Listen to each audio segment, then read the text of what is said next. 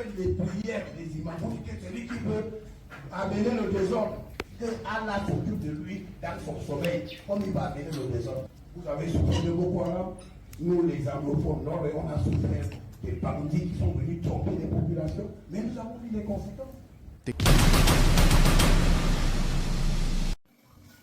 Ouais, le Cameroun, pour confirmer vraiment que le pouvoir se moque de notre souffrance. Écoutez comment le ministre Paul Atanga-Ndiaye parle de Tiroma à Ngaoundéré. Et il fait tout cela en citant Dieu. C'est-à-dire avec un ton moqueur. Écoutons. C'est Paul Atanga-Ndiaye qui accuse des politiciens d'avoir drogué des mineurs pour manifester. En visite de travail hier à Maroua, dans le cadre de sa tournée d'évaluation sécuritaire, le ministre de l'administration territoriale dénonce l'instrumentalisation de jeunes par certains acteurs politiques et appelle les autorités religieuses à prier contre les fauteurs de troubles. Fon René Marquez. Paul Atanga-Ndiaye, Minister of Territorial Administration, while evaluating the post-electoral security situation in Maroua, Far North region, accused some politicians of drugging minors to carry out acts of street protest violence. Ces politiciens irresponsables ont donné la drogue aux enfants de 12, 13, 14, 15 ans. Le tramadol, le cannabis, le whisky en sachet. En leur demandant d'aller piller, aller brûler, aller... Est-ce que quelqu'un qui défend votre intérêt peut se comporter comme ça? C'est pas possible. Donc lui-même c'est un bandit, lui c'est un irresponsable. Voilà pourquoi il procède à des méthodes de voyous. During an exchange with traditional rulers and imams, the territorial administration minister urged them to organize prayers against those who instigate or plan to instigate violence. Et vous devez être ferme. Quand vous faites les prières des imams, vous dites que celui qui veut amener le désordre, que Allah s'occupe de lui dans son sommeil, comme il va amener le désordre. Vous avez souffert de Boko Haram, nous les anglophones, nord, on a souffert des bandits qui sont venus tromper les populations, mais nous avons vu les conséquences. The Interior Minister also visited several structures, including a LECAM office in Maroua and the Maroua 2 Divisional Office, both of which had been vandalized. The Divisional Office of Maroua 2 briefly recounted how he escaped the rage of protesters. Je vois tous les manifestants, la population qui pouvaient passer là. Vous avez commencé à utiliser la garde, à utiliser les motifs en route de pierre. Pour la voiture. Donc, pour sortir cette enquête, ça a été facile. Paul Atanga-Ndiaye made reference to the letter of Paul to the Romans, emphasizing that power comes from God. Et le chapitre 5, Saint Paul conclut là-dedans, il faut respecter l'autorité, pas par crainte de punition, mais par motif de conscience. Voilà, c'est un peu les gens qui aiment l'Internet, ceux qui ne connaissent pas la Bible, allez dire, c'est ce que Saint Paul dit, c'est pas parce que je m'appelle Paul, mais Saint Paul, c'est que tout pouvoir vient de Dieu. Le président Paul dit là, c'est la volonté de Dieu. Même ses ennemis doivent se plier, doivent se mettre à genoux, en disant que le président Paul dit, c'est Dieu qui vous a donné, nous vous respectons. C'est terminé.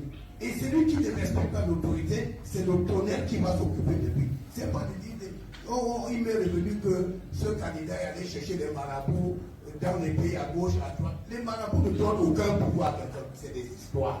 Est-ce que le marabout connaît le jour de sa mort? N'est-ce pas le marabout? Il n'y a que Dieu. In addition to promoting peace and national unity, Minister Paul Atanga-Ndiaye distributed hard copies of President Paul Biya's inauguration speech, which he said would serve as a guide for religious leaders, traditional authorities and elected officials in the discharge of their duties. Et le ministre de l'administration territoriale Paul Atanga-Ndiaye qui est annoncé aujourd'hui à Douala. Je vous prie également d'écouter quelques libérations qui ont survenu suite à cette crise post-électorale alors que le candidat Tiroma a annoncé serait à 8 heures. Amadou Bello, le ministre de l'administration territoriale Paul Atanga-Ndiaye était en visite d'évaluation de la situation sécuritaire en Ngaoundéré hier. Il a avancé des chiffres, notamment 135 manifestants interpellés, mais également des mineurs qui ont été libérés. Est-ce qu'on peut revenir sur ce qu'a dit le ministre de l'administration territoriale, ou du moins ce qu'ils se sont dit, puisque c'était une forme d'échange entre Paul Atanga-Ndiaye et bien sûr les différents élus ou même les forces vives de la région de la Damawa? Eh bien, Marie-Flore, Paul Atanga-Ndiaye est arrivé à Ngaoundéré hier matin. C'est un ministre de l'administration relax qui lance des blagues. C'est un Paul Atangandji qu'on a connu rarement dans cette prise de position-là, avec cette attitude, cette humeur. Déjà, il faut le rappeler, il est arrivé ici avec pas d'annonce, nous n'avons reçu aucun communiqué. Même les personnes qui travaillent souvent avec le gouverneur, qui sont chargés d'informer à la presse quand il y a un ministre qui arrive dans la ville d'Ngaoundéré, n'étaient pas au courant.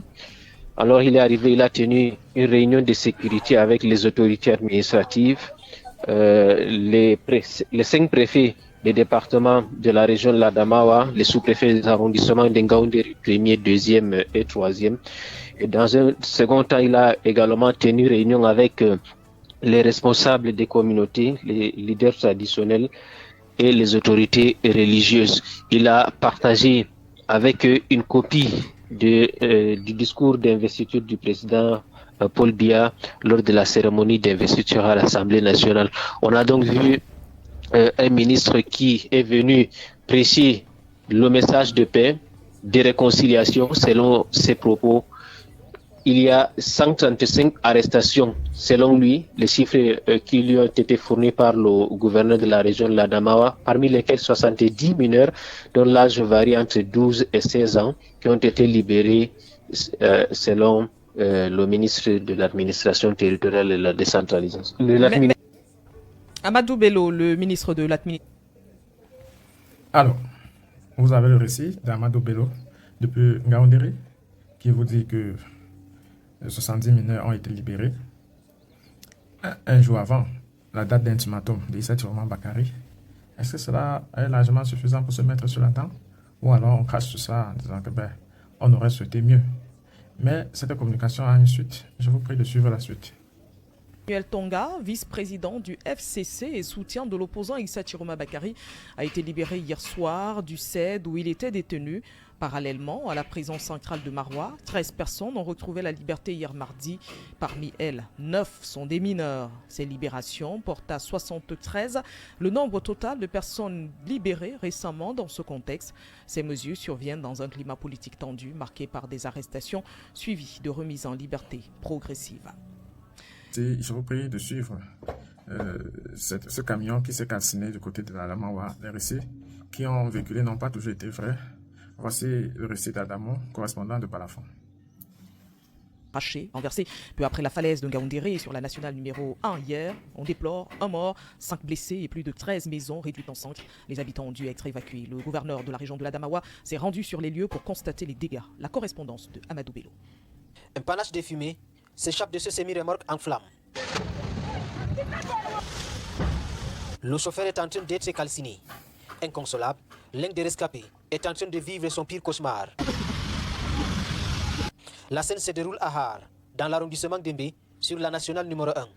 Mardi après-midi, un camion semi-remorque transportant du carburant contrefait s'est renversé avant de prendre feu.